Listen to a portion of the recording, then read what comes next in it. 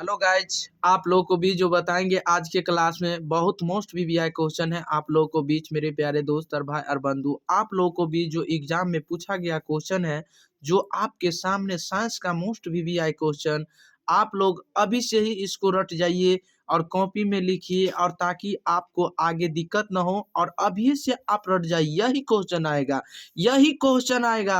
आप देख लेना, आप क्वेश्चन मिला लीजिएगा, आपको जरूर मिलेगा। तो ऐसा क्वेश्चन आप लोगों को बीच आने के से पहले आप लोग सबसे पहले जरूर सब्सक्राइब कीजिए, लाइक कीजिए, कमेंट कीजिए, शेयर कीजिए सारे दोस्त के पास, कि ताकि जब जब लाइव क्लास आऊं तो आप लोगों को भी जरूर हम पहुंच सके, और आप लोग इसे जरूर अच्छा से आप लोग इसे याद कर सके। तो जल्दी जल्दी आप लोग कॉपी में नोट कीजिए और आसान मेथड से बताएंगे, और यही सही 4 ऑप्शन देगा आप लोगों को भी चुनने के लिए, और 4 में से आपको एक क्वेश्चन आपको चुनना होगा कि क्या सही है और कौन गलत है।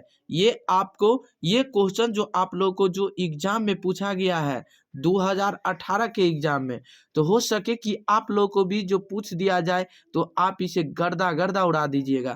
तो चलिए हम बताते हैं सबसे पहले खंड और वस्तुनिष्ठ प्रश्न, जो भी आज के क्लास में जो हम बताएंगे आप लोगों को बीच, वो क्या रहेगा, ये ऑब्जेक्टिव यानी वस्तुनिष्ठ प्रश्न ही रहेगा, यानी 1 नंबर वाला। कितना नंबर वाला? 1 नंबर वाला ही रहेगा। तो गौर से सुनिएगा मेरे प्यारे दोस्त और भाई और बंधु, और आप लोगों को बीच गौर से देखना होगा। तो चलिए, गोलीय दर्पण के परावर्तक पृष्ठ के यानी पृष्ठ की वृत्ताकार सीमा रेखा को व्यास क्या कहलाता है? गौर से सुनिएगा कि गोलीय मतलब गोलीय, जो एक गोला टाइप का ले लीजिए गोलीय, एक दर्पण, गोलीय दर्पण यानी दर्पण आप लोग बहुत अच्छा तरीका से दिन रात आदमियों उसको देखते हैं। दर्पण किसको कहते हैं? यानी शीशा को। दर्पण किसको कहता है? शीशा को कहता है। तब बताइए चला, गोलीय दर्पण के परावर्तक पृष्ठ की वृत्ताकार यानी वृत्ताकार जो है सीमा रेखा, यानी सीमा कोई चीज का दे देता है, और रेखा को व्यास क्या कहलाता है? सीमा के रेखा को व्यास क्या कहलाता है? तो मेरे प्यारे दोस्त और भाई और बंधु, आप लोगों को भी 4 ऑप्शन दिया गया है कि मुख्य फोकस क्या है? मुख्य फोकस ए में क्या है? मुख्य फोकस है, और बी में वक्रता त्रिज्या है, और सी में प्रधान अक्ष है। क्या है? सी में प्रधान अक्ष है, और डी में गोलीय दर्प नर यानी दर्प नर का द्वारक है। समझ गया? तो आप बताइए चेला, आपका जो गौर से सुनिएगा और आपका गौर से ध्यान दीजिएगा, तो प्रधान यानी प्रधान अक्ष को क्या कहते हैं? ये आपका प्रधान अक्ष किस ऑप्शन में दिख रहा है? बताइए, जल्दी कमेंट करके जरूर बताइएगा। तो किस ऑप्शन में दिख रहा है प्रधान अक्ष? सी ऑप्शन में। तो एक का क्या हो जाएगा? सी आपका फाइनली आंसर हो जाएगा, ये वाला आपको फाइनली आंसर हो जाएगा। तो प्रधान अक्ष क्या हो जाएगा? आपका फाइनली आंसर हो जाएगा। तो गोलीय दर्पण द्वारा परावर्तक पृष्ठ के वृत्ताकार यानी सीमा रेखा का व्यास क्या कहलाता है? तो प्रधान अक्ष कहलाता है। याद हो जाएगा कि नहीं? बोलिए, जल्दी कमेंट कीजिएगा, कमेंट करना ना भूलिएगा। आइए सेकंड नंबर क्वेश्चन पे, कि निम्नलिखित में से कौन सा उत्तल दर्पण की फोकस दूरी है जिसकी वक्रता त्रिज्या 32 cm है? आप लोगों को बीच हम बताए हुए थे चला कि निम्नलिखित में से कौन, यानी निम्नलिखित में से कौन उत्तल दर्पण की फोकस दूरी है जिसकी वक्रता त्रिज्या 32 cm है? तो बताइए चला, वक्रता यानी जिसकी त्रिज्या दिया गया था, फोकस दूरी बराबर आप लोगों को पे, यानी हमारे पिछले वीडियो आप देखे होंगे तो आपको जरूर पता होगा कि फोकस दूरी बराबर क्या होता है। फोकस दूरी बराबर जो होता है, यानी फोकस दूरी बराबर होता है त्रिज्या बट्टा 2, यानी त्रिज्या बट्टा 2, यानी फोकस एफ को मानते हैं, एफ से सूचित करते हैं, और त्रिज्या को आर से सूचित करते हैं कि नहीं? तो एफ बराबर क्या हो जाएगा? आर बट्टा 2। तो आर का मान कितना है? आर का मान 32 है, और ये भी बट्टा 2। तो 2 से ये भाग जो दीजिएगा 32 में, तो कितना मर्तबे कटेगा? आप ही बताइए, तो कितना मर्तबे? तो आप बताइए, 16 दूना 32। अब इसमें भी थोड़ा लोचा है चेला, गौर फरमाइएगा। थोड़ा उत्तल दर्पण जब भी आपको पूछे, उत्तल दर्पण आपको जब पूछ दिया जाए, तो उत्तल दर्पण हमेशा धनात्मक होता है। उत्तल दर्पण हमेशा क्या होता है? धनात्मक होता है। उत्तल दर्पण क्या होता है? हमेशा धनात्मक होता है। और अवतल दर्पण यानी अवतल दर्पण पूछ दिया जाए तो क्या होता है? तो अवतल दर्पण जो ऋणात्मक होता है यानी माइनस वाला, यानी जो कर्जा के रूप में लिया रहता है। कर्जा जानते हैं? कर्जा तो क्या हो जाएगा? उसका क्या हो जाएगा? गौर फरमाइएगा। तो उसका वक्रता त्रिज्या जिसकी क्या होगा? तब प्लस उत्तल दर्पण का कह रहा है ना, तो यही में उत्तल दर्पण आपको कह रहा है तो प्लस 16 cm हो जाएगा। क्या हो जाएगा? Plus 16 cm। ठीक। यही में आपको कभी कह देता कि अवतल दर्पण की वक्रता त्रिज्या क्या होता है? तब माइनस 16 cm हो जाता। अवतल दर्पण कहता तब, लेकिन अभी जो उत्तल दर्पण कह रहा है ना, तो उत्तल दर्पण जब कह रहा है तो आपको प्लस 16 cm ही हो जाएगा। तो आपका किस ऑप्शन सही हो जाएगा? C4 cat. तो C4 कैट, तो C नंबर में क्या है? प्लस 16 cm ही हो जाएगा। आपका फाइनली आंसर हो जाएगा। आइए तीसरा नंबर क्वेश्चन पे बताएंगे, यदि किसी बीम का यानी कि यदि किसी बीम का प्रतिबिंब का आवर्धन ऋणात्मक है तो उस प्रतिबिंब की प्रकृति क्या होगी? गौर से सुनिएगा, पहले क्वेश्चन पढ़िए चला, क्वेश्चन पढ़िएगा तब कुछ होगा। तो बताइए, यदि किसी बीम का प्रतिबिंब का आवर्धन ऋणात्मक है तो उस प्रतिबिंब का प्रकृति यानी प्रकृति क्या होगी? यानी वास्तविक और उल्टा, वास्तविक और सीधा, आभासी और सीधा। कमेंट करके जरूर बताइए, यदि आपको पता है तो आप कमेंट करके जरूर बता सकते हैं। आभासी और उल्टा आप बताइए चला। चार ऑप्शन में, चार ऑप्शन में से आप एक ऑप्शन को चुन सकते हैं, चूज कर सकते हैं। तो आपके जो ये यदि किसी बीम का प्रतिबिंब का आवर्धन ऋणात्मक है तो उस प्रतिबिंब का प्रकृति क्या होगी? तो वो जो होगी आपको वास्तविक और उल्टा ही होगा। क्या होगा? वास्तविक और एवं उल्टा। वास्तविक और उल्टा किस ऑप्शन में दिख रहा है? आपको ए ऑप्शन में दिख रहा है। तो आपका ए फाइनली आंसर हो जाएगा। आपका यही फाइनली आंसर हो जाएगा चला। तो आप समझ गए कि नहीं? आपका 3 का ए सही हो जाएगा। तो चलिए चौथा नंबर क्वेश्चन में ध्यान देंगे कि नेत्र में प्रवेश करने वाली प्रकाश किरणों का अधिकांश अपवर्तन होता है। गौर फरमाइएगा, नेत्र में प्रवेश करने वाले यानी जाने वाले, करने वाली प्रकाश किरणें का अधिकांश अपवर्तन होता है। गौर से सुनिएगा। तो आपका जो होगा कर्निया के बाहर पृष्ठ पर यानी कर्निया के बाहरी पृष्ठ पर यानी कर्निया के बाहरी पृष्ठ पर ही इसका नेत्र प्रवेश करने की वाली प्रकाश किरणों का अधिकांश अपवर्तन होते हैं। तो आपको कर्निया के बाहरी पृष्ठ पर यानी किस ऑप्शन में दिख रहा है? तो आपको 4 का सी ऑप्शन आपका फाइनली आंसर हो जाएगा चला। घबराना नहीं है, बहुत आसान तरीका से बताएंगे आप लोगों को बीच चला। घबराना नहीं है, दिल खुश कर देंगे और फेफड़ा उदास करके आपको दिल खुश कर देंगे।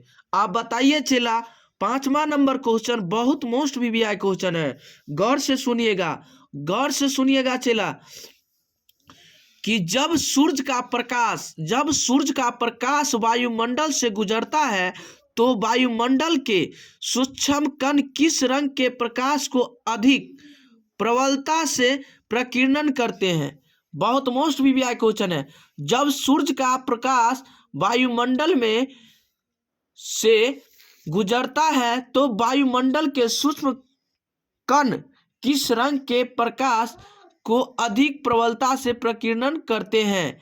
या आपको ए में लाल दिया गया है, बी में नारंगी दिया गया है, सी में हरा दिया गया है, डी में आपको नीला दिया गया है चला।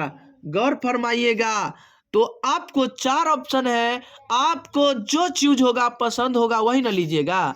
तो आप बताइए, फिर से एक बार क्वेश्चन पढ़ लीजिएगा चला कि जब सूर्य का प्रकाश वायुमंडल से गुजरता है तो वायुमंडल के सूक्ष्म कण किस रंग के प्रकाश को अधिक प्रबलता से प्रकीर्णन यानी करते हैं यानी दिखते हैं? तो आपका डी फॉर डॉग नीला, नीला कहाँ पे नजर आ रहा है? आपको डी ऑप्शन में, आपको डी ऑप्शन बहुत अच्छा हो जाएगा, आपका फाइनली आंसर हो जाएगा। 5 का डी फाइनली आंसर हो जाएगा। आइए अपने नंबर 6 नंबर क्वेश्चन बताते हैं। भारत में उपाधित प्रवर्ती विद्युत धारा की आवृत्ति जो होते हैं वो कितना होता है? गौर फरमाइएगा कि भारत में उपाधित प्रतिवर्ती विद्युत धारा की आवृत्ति जो होगी चला 50 Hz, और बी में 60 Hz, सी में 70 Hz, डी में 80 Hz होगा। क्या होगा? आप ऑप्शन में गौर से ध्यान दीजिएगा। 50 Hz किस ऑप्शन में मिल रहा है चला? A for Apple, A for Apple में, ए फॉर एप्पल में। तो ए फॉर एप्पल किस में दिख रहा है? तो 50 Hz, यानी 50 Hz आपका फाइनली आंसर हो जाएगा चला। यही क्वेश्चन आप लोगों को बीच एग्जाम में पूछ देगा। आप इसे तो धजिया उड़ा दीजिएगा, और साथ ही साथ आप लोग सब्सक्राइब करना ना भूलिएगा मेरे प्यारे दोस्त और भाई और बंधु, गौर से ध्यान दीजिएगा। तो चलिए किसी अगले नंबर 7वां नंबर क्वेश्चन आपका है, आपके सामने पूछा गया ही क्वेश्चन है।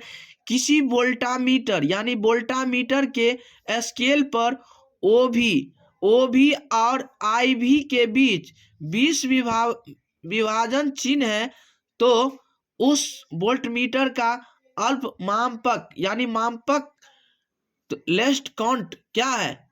यानी लेस्ट काउंट क्या है?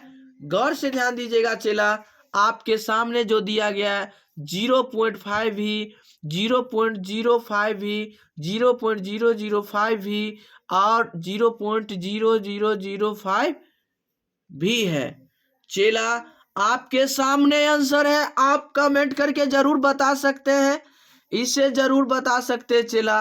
वो आपका ही, आप भी बता सकते हैं, आप ही बता सकते चेला। बताइए, गौर से बताइएगा चेला। आपका जो है 0.05 ही, यानी कहाँ पे है आपका? बताइए किस ऑप्शन में मिल रहा है? आपका बी ऑप्शन में मिल रहा है चेला। आपका फाइनली आंसर ही मिल गया 0.05 मीटर। आपका बी ऑप्शन सही हो जाएगा हीरो। टेंशन लेने की कोई बात नहीं, घबराने की कोई बात नहीं चेला। गौर से ध्यान दीजिए, केवल आप लगे रहिए, सफलता जरूर मिलेगा चेला। आप इंतजार करिएगा तो जरूर मिलेगा, मिलेगा ही मिलेगा चेला।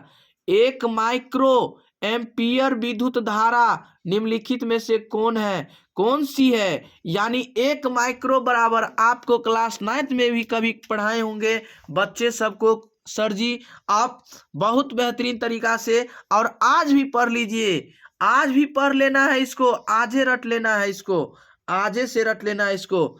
आप घबराना नहीं है चेला, घबराने की कोई बात नहीं है, आजे इसको रट लेना है, छोड़ना नहीं है, छोड़ना तो नहीं है। 1 माइक्रो एम्पियर विद्युत धारा निम्नलिखित में क्या है? कह रहा है माइक्रो, यानी 1 माइक्रो बराबर कितना एम्पियर होता है? गौर से फरमाइएगा। 8वां नंबर क्वेश्चन है आपके सामने, बोर्ड के सामने, ध्यान दीजिएगा। 1 माइक्रो एम्पियर विद्युत धारा निम्नलिखित में से कौन सा होगा? गौर फरमाइएगा चला। तो 8 का आपको C4 कैट, तो 10 के पावर -6 क्या हो जाएगा? गौर फरमाइएगा चेला। 10 के पावर -6 एम्पियर, 10 के पावर -6 एम्पियर ही हो जाएगा। आपका C4 कैट आपका फाइनली आंसर हो जाएगा। चलिए 9वां नंबर क्वेश्चन कहते हैं आप लोगों को बीच कि किसी छड़ चुंबक के अंदर चुंबकीय क्षेत्र रेखाओं की दिशा क्या होती है? बताइए चला कि किसी छड़ चुंबक, यानी चुंबक मतलब ये मतलब चुंबक जो होता है ना, एक आप लोग देखे होंगे कि कोई भी चीज मतलब लोहा की जितने भी सामान जो होते हैं ना, वो सब को चिपका लेता है चुंबक। तो आप लोग इसे अच्छा तरीका से नोट करते रहिए और इसे याद करते रहिए। आपको सेट नंबर 1 ही है चेला, और धाई आपको इसे याद कर लेना है, और धाई जो एग्जाम में आए तो आप इसे आसान तरीका से क्लास कर सकते हैं। तो किसी छड़ चुंबक के अंदर चुंबकीय क्षेत्र रेखाओं की दिशा दिशा जो होती है ना, क्या होती है? तो उत्तर ध्रुव से दक्षिण ध्रुव तक, आपको दक्षिण ध्रुव से उत्तर ध्रुव तक दिया गया है, उत्तर ध्रुव से पश्चिम ध्रुव तक, और डी में दक्षिण ध्रुव से पश्चिम ध्रुव तक का होता है। आप बताइए चला, इसमें जो आपका ऑप्शन है चूज करिएगा, चूज करिएगा, चूज करिए। तो दक्षिण ध्रुव यानी दक्षिण ध्रुव से उत्तर ध्रुव तक आपको किस ऑप्शन में मिल रहा है? आपका बी ऑप्शन फाइनली आंसर हो जाएगा, वही आपको फाइनली आंसर हो जाएगा मेरे प्यारे दोस्त और भाई और बंधु। तो आप इसे अच्छा तरीका से याद कर लीजिएगा, याद कर लेना ही है, जल्दी याद कर लीजिएगा। आपको बी ऑप्शन 9 का बी ऑप्शन आपको सही आंसर हो जाएगा। चलिए चला 10 नंबर, घरेलू विद्युत परिपथ में उदासीन तार का रंग होता है कैसा? विद्युत घरेलू मतलब घर में जो लगा रहता है, विद्युत परिपथ में उदासीन तार का रंग कैसा होता है? आपको कह दिया जाए चेला, बहुत मोस्ट वीवीआई क्वेश्चन है कि उदासीन तार का रंग कैसा होता है। उदासीन तार का रंग जो होता है चेला, गौर फरमाइएगा, उदासीन तार का रंग जो होता है वो कैसा होता है? तो उदासीन तार का रंग जो होता है, गौर फरमाइएगा, वो जो होता है आपको जो घरेलू में लगाया जाता है, तो आप बताइए चला, काला, यानी काला होता है। क्या होता है? काला। कैसे काला, कैसे काला, याद कर लीजिएगा चेला, यही आप लोगों को बीच ही आएंगे क्वेश्चन, जरूर आएंगे। आप इसे जरूर याद कर लीजिए, जरूर याद कर लीजिए, याद कर ही छोड़िए, नहीं तो बहुत पछताइएगा चेला, बहुत पछताइएगा, बहुत पछताइएगा चेला। जरूर इसे याद कर लीजिएगा, जरूर याद कर लीजिएगा। चलिए, तो अगले नंबर क्वेश्चन आपका है, किसी युक्ति में विभक्त वल्य यानी दिक् परिवर्तन का कार्य करता है। गौर से सुनिएगा, वल्य यानी वल्य आप पढ़े होंगे, गणित में भी पढ़े होंगे, बहुत आसान तरीका